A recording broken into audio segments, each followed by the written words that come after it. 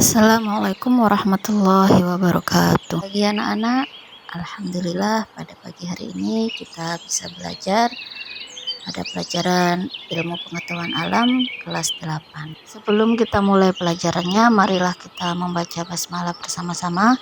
Bismillahirrahmanirrahim. Baiklah, materi kali ini yang akan dibahas adalah tentang struktur bumi. Bumi tersusun dari 3 komponen yang meliputi lapisan batuan atau litosfer, lapisan perairan atau hidrosfer, dan lapisan udara atau atmosfer. Lapisan kulit bumi terdiri atas kerak bumi, selimut bumi, dan inti bumi. Pada selimut bumi terbagi menjadi selimut luar dan selimut dalam.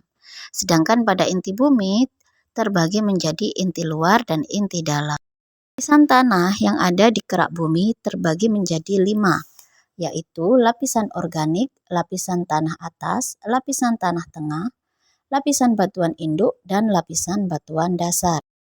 Pada lapisan perairan atau hidrosfer, ini ada yang namanya daur hidrologi.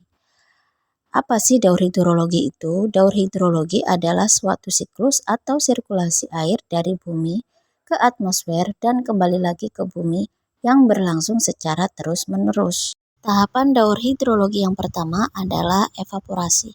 Evaporasi ini adalah penguapan air laut yang disebabkan oleh panasnya sinar matahari.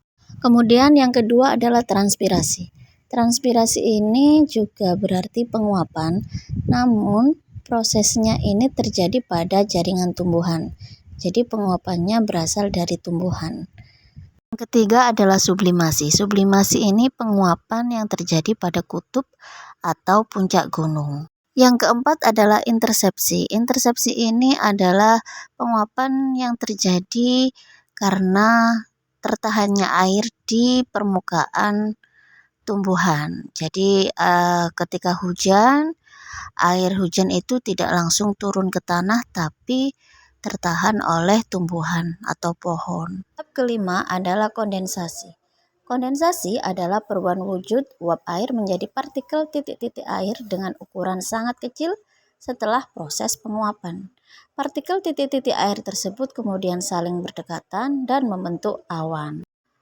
Proses selanjutnya adalah adveksi. Setelah terbentuknya awan, awan tersebut akan berpindah dari satu tempat ke tempat yang lain karena pengaruh angin atau tekanan udara. Kemudian tahap berikutnya yaitu presipitasi. Presipitasi air adalah perubahan wujud uap air menjadi curahan atau jatuhnya air dari atmosfer ke permukaan bumi.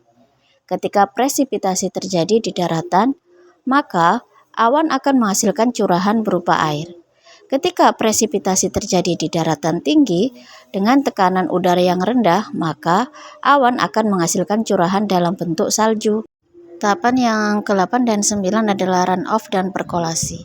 Ini sama-sama proses aliran air hujan, tetapi perbedaannya kalau runoff itu proses alirannya ini langsung ke permukaan bumi atau langsung menuju air laut. Sedangkan perkolasi ini proses aliran air hujannya di bawah permukaan tanah. Pada hidrosfer, setelah daur hidrologi, sekarang yaitu perairan darat. Apa saja? Yaitu danau, waduk, embung, kemudian rawa, sungai, air tanah. Lapisan perairan yang ketiga yaitu lautan. Ada beberapa jenis lautan yaitu samudra, laut, teluk, selat. Di bumi terdapat 5 samudra, yaitu Samudra Pasifik, Samudra Atlantik, Samudra Hindia, Samudra Antartika, dan Samudra Arktik. Yang terakhir adalah lapisan udara atau atmosfer. Menurut karakteristik udaranya, atmosfer tersusun berlapis-lapis. Apa saja lapisannya? Yang pertama, troposfer, stratosfer, mesosfer, termosfer, dan eksosfer. Alhamdulillah materi pada hari ini telah selesai.